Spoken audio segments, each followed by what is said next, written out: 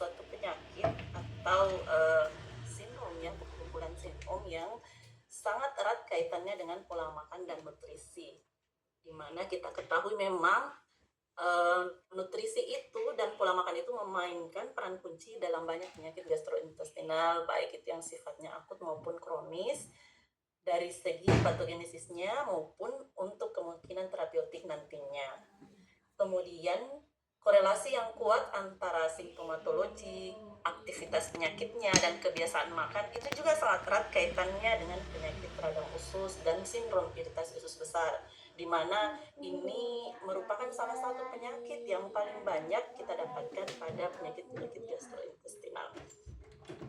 Berbagai pendekatan diet baru telah dievaluasi untuk memperbaiki gejala pasien ya, seperti memodulasi jenis gula yang dikonsumsi, jumlah lemak hariannya, dan atau jenis metabolit yang diproduksi oleh usus. Hipersensitivitas terhadap beberapa jenis makanan seperti gluten dapat berperan dalam peradangan usus tingkat rendah dan juga meningkatkan permeabilitas usus yang ditemukan pada beberapa pasien. Pertama-tama kita membahas dulu tentang irritability bowel disease atau penyakit radang usus, di mana penyakit radang usus ini merupakan kondisi yang sifatnya kronis dan paling sering mengalami kekangguhan pada saluran pencernaan. Insiden IBD di seluruh dunia telah meningkat secara signifikan dan ini adalah patogenesis penyakit patogenesis IBD dikaitkan dengan nutrisi. Jadi ini yang di tengah adalah IBD. IBD ini ada beberapa zat makanan yang sangat berisiko tinggi menyebabkan gangguan usus. Yang pertama adalah lemak jenuh. Lemak jenuh itu sangat berperan atau meningkatkan risiko terjadinya IBD. Yang kemudian kedua adalah red meat. Red meat itu adalah daging merah ya.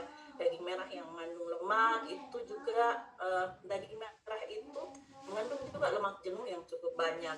Sugar, makanan yang mengandung gula, emulsifier itu semua adalah risiko tinggi atau sangat besar kansnya untuk menyebabkan IBD.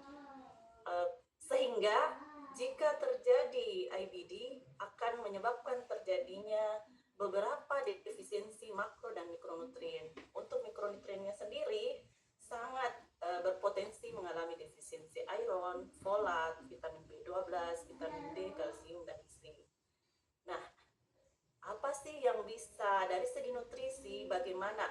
Ada seperti yang saya katakan tadi bahwa ternyata IBD itu, nutrisi itu berperan dua mata. Pertama ada yang bersifat proinflamasi atau malah memberatkan, tapi ternyata dengan diet yang diatur juga bisa memperbaiki proses perkembangan IBD tersebut. Yang bagaimanakah itu? Ini dia. Omega 3, lemak omega 3 ya, omega 3 atau PUFA, fiber, kacang-kacangan, dan vitamin D itu termasuk makanan-makanan yang bisa menurunkan resiko perkembangan patogenesis IBD. Kemudian jika sudah terjadi IBD, ada beberapa tipe nutrisi yang bisa kita apply atau implementasikan kepada pasien-pasien IBD, dan itu di beberapa penelitian terbukti bisa memperbaiki perkembangan atau mencapai remisi dengan cukup cepat dengan pemberian nutrisi eksklusif tersebut, yaitu exclusive enteral nutrition atau yang biasa disebut dengan EEN. Itu dan ini paling banyak diimplementasikan pada pasien-pasien anak-anak. Namun tidak juga berarti bahwa tidak bisa diaplikasikan pada orang dewasa. Pada kondisi-kondisi tertentu, hal ini bisa diimplementasikan atau diaplikasikan pada orang dewasa. Nah, pertama yang kita berbicara lemak jenuh. Ini lemak jenuh tadi itu adalah salah satu makanan yang memberikan risiko tinggi perkembangan IBD menjadi lebih berat. Lemak jenuh itu biasanya ditemukan pada produk-produk hewani seperti daging dan produk susu. Hambatan sekresi imunoglobulin A ini akan menyebabkan disbiosis juga tadi dan menurunkan sistem imun kita, di mana dia dihambat sekretorinya, pengeluarannya dihambat karena adanya konsumsi lemak jenuh yang berlebihan. Pola makan yang kaya akan asam lemak jenuh tampaknya meningkatkan juga risiko kekambuhan IBD, terutama tipe colitis ulceratif. Yang kedua adalah lemak jenuh ganda atau omega 3. Omega 3 atau PUPA. Jadi lemak omega 3 yang terkandung dalam bisa kita dapatkan pada minyak zaitun, di mana minyak zaitun itu ada efek antioksidannya dan juga efek antiinflamasinya, di mana ini dikaitkan dengan risiko IBD yang lebih rendah. Dewasa kita justru lebih efektif pada colitis ulceratif, namun pada anak-anak didapatkan dia signifikan pada anak-anak yang mengalami kronisis. Daging merah ini bersifat kontradiktif, jadi ini bersifat meningkatkan risiko perkembangan IBD yang lebih berat. Konsumsi daging merah, karena kita tahu bahwa daging merah itu mengandung lemak jenuh, di mana terkadang pengolahannya juga biasa mempengaruhi memasaknya yang high dengan proses yang high proses itu dia dikaitkan dengan risiko kanker usus. Gula ini juga bersifat kontradiktif.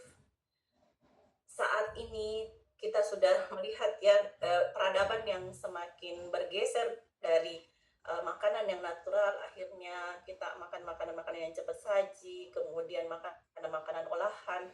Kita sudah sedikit bergeser dari natural ke yang high process, kemudian mengandung gula ya. Gaya hidup yang modern sekarang seperti coklat, kue kering, cake, es krim. Berat adalah sesuatu yang bisa bersifat positif dan juga bisa bersifat negatif pada pasien-pasien dengan gangguan gastrointestinal, karena ada beberapa tipe serat, ada namanya serat larut dan tidak larut, tergantung dari kondisi penyakit gastrointestinal yang terjadi, apakah itu dia sifatnya kita membutuhkan misalnya untuk membentuk feses, atau kita mau memberikan efek motilitas usus yang lebih baik. Pola makan yang rendah serat, tapi pada umumnya pola makan yang rendah serat menyebabkan berkurangnya produksi butirat ya. Kacang-kacangan, pola makan yang kaya kacang-kacangan dan buah kering karena kandungan omega 3-nya, seratnya juga ada, antioksidannya juga tinggi. Vitamin D itu bersifat pleiotropik, meliputi kesehatan tulang, memodulasi sistem kekebalan tubuh, perlindungan antimikrobial, dan integritas mukosa. Asupannya pasien dengan iritasi radang usus, penyakit radang usus itu jika dia mengalami defisiensi vitamin D yang lama justru akan meningkatkan atau memperberatkan perkembangan kolitisnya. Makanan-makanan pengemulsi ini bersifat kontradiktif. Pengemulsi ini banyak didapatkan pada makanan-makanan olahan, di mana dengan maksud mempercantik tampilannya, teksturnya, dan lebih palatabilitas ya, lebih enak. Nah, kita masuk di terapinya. Untuk terapi nutrisi rawat jalan, jadi ini pasien stabil. Untuk terapi nutrisi, pertama-tama yang harus kita lakukan adalah tetap screening gizi. Kita harus menilai bagaimana kondisi pasiennya secara komprehensif, mulai dari antropometrinya, kemudian gastrointestinalnya bagaimana, intak atau tidak, kemudian bagaimana metaboliknya, kemudian ada penyakit-penyakit lain yang menyertai dan sebagainya. Di mana di screening gizi ini juga yang paling penting adalah kita bisa melihat dan menentukan, kita bisa memberikan nutrisinya ini dalam bentuk seperti apa, bentuk seperti konsistensinya bagaimana, kemudian rutenya mungkin bisa juga dilihat, walaupun sebenarnya rute itu yang paling signifikan sebenarnya yang harus ini pada rawat inap. Pasien dengan IBD itu sangat berisiko mengalami defisiensi mikronutrien dan makronutrien ya. Jadi di sini ada tabel di mana zat-zat yang saya sebutkan sebelumnya itu bisa mengalami penurunan karena tadi adanya malabsorpsi, diare, muntah dan sebagainya, sehingga pasien itu mengalami defisiensi beberapa mikronutrien. Jadi ini ada penelitian yang dilakukan, ternyata didapatkan bahwa zat besi pada target populasi yang diteliti ternyata semuanya mengalami defisiensi. Jadi kita lihat lagi di sini ada intervensinya ya. Kalau anemia ringan atau sedang, kita berikan formulasi oral seperti besi ya dan sebagainya. Cuman sedikit dipertimbangkan ya bahwa zat besi itu bersifat iritatif terhadap lambung. Jadi jika misalnya kita mendapatkan pasien-pasien kita mual berat dan muntah, mungkin kita bisa pertimbangkan tidak memberikan zat besi dalam bentuk elemental, mungkin dalam bentuk makanan saja dulu. Nanti setelah melewati fase beratnya itu baru kita bisa memberikan ini. Atau bisa juga dengan memberikan dengan dosis pelan-pelan. Kemudian asam folat pada pasien yang diteliti juga didapatkan defisiensi, di mana diberikan suplementasi 5 mg per hari. Kemudian untuk vitamin B12 juga ini pada pasien-pasien gastritis dan sebagainya, yang di mana dia mengganggu Helicobacter pylori ya, sehingga dia berisiko mengalami vitamin B12, diberikan di sini 5.000 mikrogram intramuskuler atau sublingual setiap bulan. Untuk vitamin D juga didapatkan, ternyata semua pasien yang diteliti itu mengalami defisiensi ya. Jadi suplementasi yang diberikan 25.000 hingga 50.000 IU per bulan ya. Jadi kalau misalnya kita mau berikan per hari bisa 1.000 sampai 2.000 international unit per hari selama sebulan. Itu intervensinya. Untuk kalsium itu kita lihat ya, kalau bagaimana sebaiknya sih diperiksa kandungannya. Kita harus pastikan dulu bahwa apakah dia betul-betul kekurangan kalsium dan sebagainya, sehingga kita bisa memberikan perencanaan seperti yang ada di sini. Terapi nutrisinya sendiri, kita bisa memberikan low FODMAP atau low fermentable oligosakarida, disakarida, monosakarida, dan polyuris. LFD ini adalah merupakan intervensi diet yang paling disarankan di antara beberapa diet ya. Di beberapa penelitian ternyata lebih mengerucut ya, atau memprioritaskan bahwa low FODMAP itu lebih signifikan memberikan atau lebih efektif efeknya pada intervensi pasien radang usus. Kemudian ini adalah makanan-makanan yang low FODMAP. Jadi ini yang disarankan ya. FODMAP ini yang harus dihindari. Yang FODMAP, yang low FODMAP yang ini.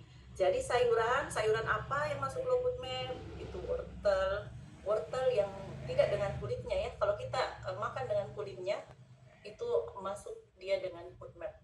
Kemudian wortel, seledri, jagung, toge, paprika, brokoli, mentimun, terong, buncis, selada, kentang, dan bayam. Sedangkan FODMAP itu ini tidak disarankan ya. Kubis, asparagus, alpukat, beet, kembang kol, bawang putih, daun bawang, jamur, bawang merah, dan kacang polong, serta jagung manis dan ubi jalar. Kalau dari segi buah, low FODMAP itu adalah pisang, stroberi, raspberry, blueberry, jeruk, mandarin, melon, anggur, lemon, jeruk nipis, kiwi, marikisa. Yang FODMAP itu apel, saus apel, aprikot, blackberry, cherry, pir, persik, semangka, jeruk bali, dan buah kering. Untuk biji-bijian itu nasi masih disarankan dalam jumlah yang terbatas, oat bisa. Kemudian kalau FODMAP itu termasuk gandum hitam ya. Kemudian produk susu yang low FODMAP itu yogurt, tapi yogurt ini juga harus kita lihat ininya ya, yogurt yang plain, karena beberapa makanan-makanan seperti ini biasanya ada sugarnya. Dan susu bebas laktosa, almond, kelapa, keju, rendah laktosa. Yang FODMAP itu adalah susu sapi, susu kambing, dan susu domba, buttermilk, susu kedelai, keju, krim, dan es krim. Untuk daging, daging sapi tanpa lemak, ayam tanpa lemak, domba, dan babi. Kemudian kalau FODMAP itu sosis dan daging olahan. Minuman, jus buah, dan sayuran yang telah disebutkan tadi, yang sayuran tadi. Kemudian FODMAP itu minuman ringan, minuman berenergi, dan jus buah dari buah dan sayuran yang sebelumnya disebutkan. Yang kedua yang bisa kita terapkan adalah diet Mediterranean. Diet Mediterranean itu seperti apa sih?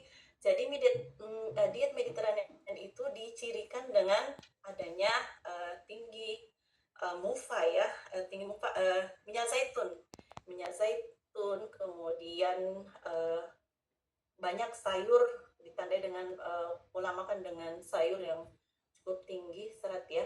Jadi salah satu pola makan jangka panjang yang dapat bermanfaat untuk mengelola penyakit khusus seperti IBD itu adalah diet Mediterranean, terutama pada masa remisi. Dengan adanya konsumsi yang tinggi serat menghasilkan SCFA, akhirnya keluarlah butirat, asam propionat, ya, asetat. Terapi, itu untuk yang rawat jalan. Sekarang untuk rawat inap ya. Terapi nutrisi rawat inap. Oh, mohon maaf. Ada lagi satu ya terapi diet yang bisa kita terapkan. Oh, terapi nutrisi rawat inap yaitu sama ya, tetap kita harus melakukan screening gizi. Ada screening gizi di sini, banyak aspek yang bisa kita dapatkan, terutama untuk menilai akses atau rute nutrisi. Apakah pasien ini diberikan oral atau intranutrisi, atau tidak bisa diberikan, atau tidak cukup dengan oral atau intranutrisi, harus dibantu dengan parenteral, ataukah dia harus total parenteral nutrisi. Nah, salah satunya adalah namanya eksklusif intranutrisi, EEN. Di beberapa penelitian menunjukkan bahwa efek yang baik untuk pasien kondisi di pemberian eksklusif intranutrisi dikombinasi dengan pemberian antibiotik itu justru lebih mempercepat tingkat remisinya. Nah, ini tadi yang saya bilang, jadi selain eksklusif intranutrisi, juga bisa diberikan parenteral atau total parenteral nutrisi, tergantung dari kondisi pasiennya. Apakah kondisinya betul-betul tidak bisa oral atau tidak bisa oral dengan jumlah banyak, jadi harus dibantu dengan enteral, atau enteral pun tidak mampu mencukupi kebutuhannya, harus dibantu dengan parenteral nutrisi, atau sama sekali tidak bisa, gastrointestinalnya tidak berfungsi dengan baik saat itu, sehingga harus diberikan melalui total parenteral nutrisi.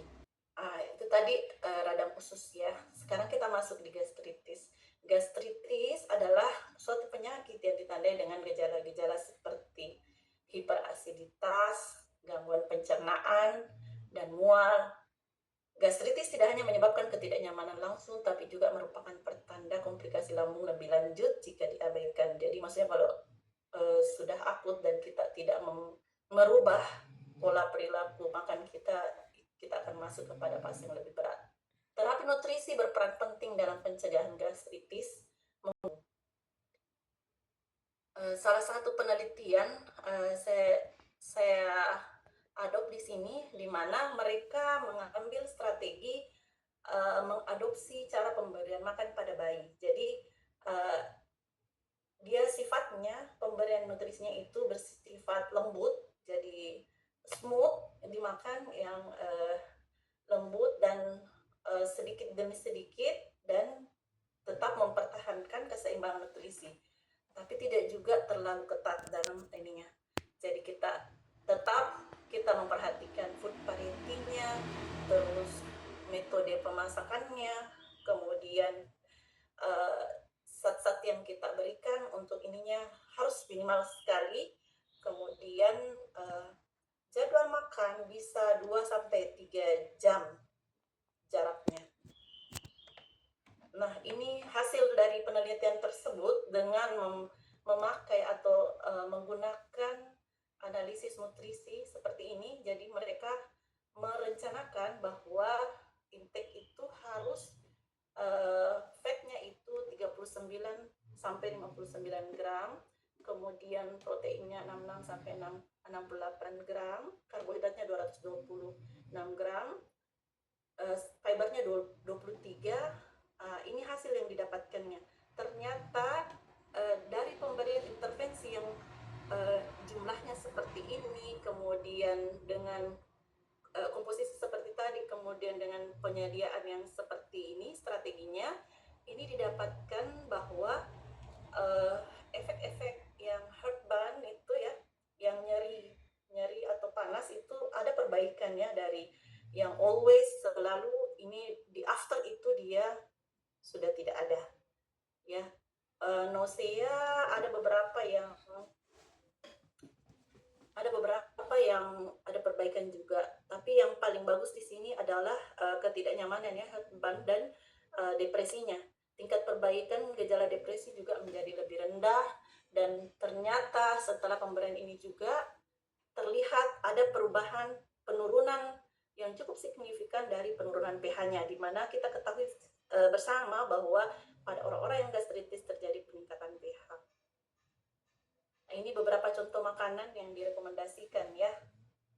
Makanannya bersifat smoothie, lembut, kemudian diberikan dengan frekuensi yang lebih sering, tidak diberikan dalam kondisi yang sangat panas atau sangat dingin. Itu. Kemudian kita masuk di GERD.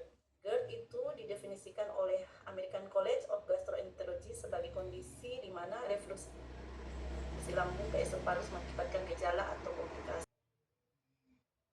Program intervensi dietnya, makanannya itu kita berikan makanan yang bertepung, yang boleh ya, yang makanan bertepung yang mudah dicerna, karbohidratnya seperti kentang, ubi, dan talas. Untuk proteinnya kami sarankan untuk memasukkan setidaknya 2 dari berikut ini, ikan atau telur.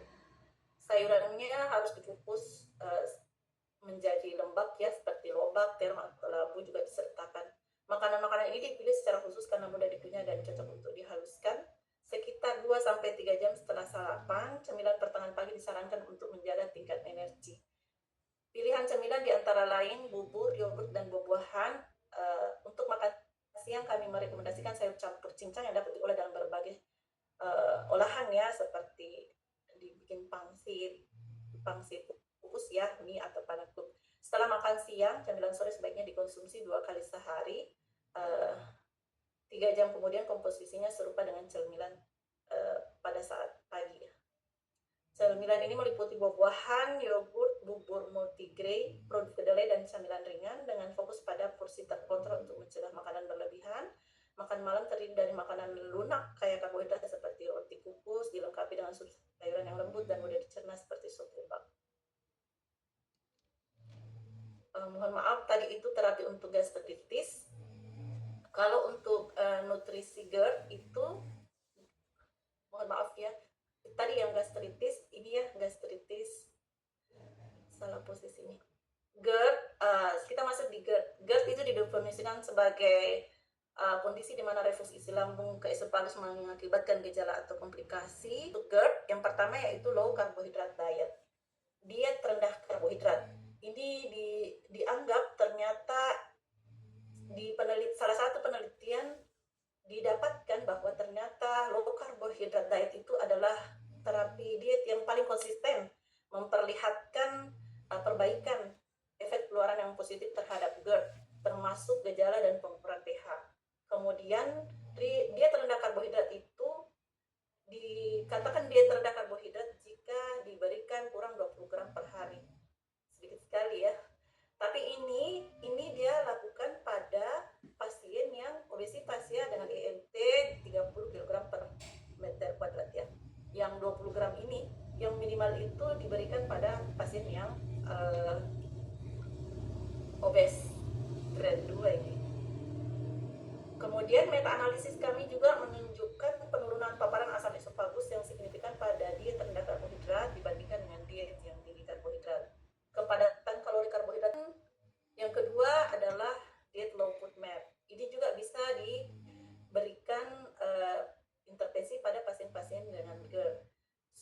Sebuah studi silang atau RCT oleh Playdum et al. Membandingkan efek akut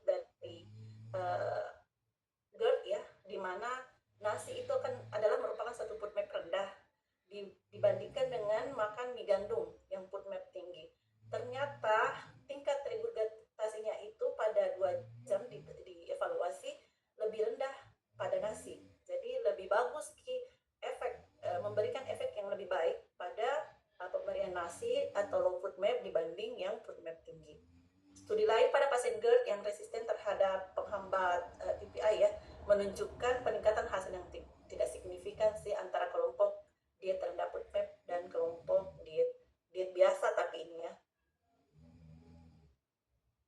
Yang ketiga juga bisa diberikan diet bebas gluten atau gluten free diet, di mana kita ketahui bahwa gluten adalah merupakan protein yang ditemukan dalam biji-bijian seperti gandum hitam, jelai, yang dianggap bisa menyebabkan terjadinya gangguan terkait gastrointestinal. Yang ketiga adalah diet rendah lemak. Diet rendah lemak juga ini beberapa penelitian juga menyebutkan bahwa ini juga bisa dilakukan dengan pertimbangan bahwa ternyata dengan mengkonsumsi lemak yang banyak itu bisa memberikan efek begah sehingga tidak dan ternyata pada penelitian ini tidak didapatkan perubahan yang signifikan.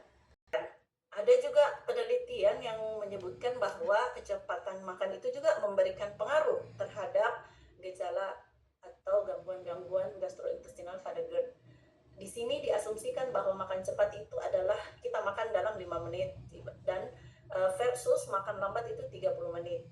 Di sini diteliti pada 46 pasien GERD dengan 3 jam pemantauan, total kejadian refluksnya itu tidak memberikan nilai yang signifikan secara statistik. Tapi ada yang memang mengalami perubahan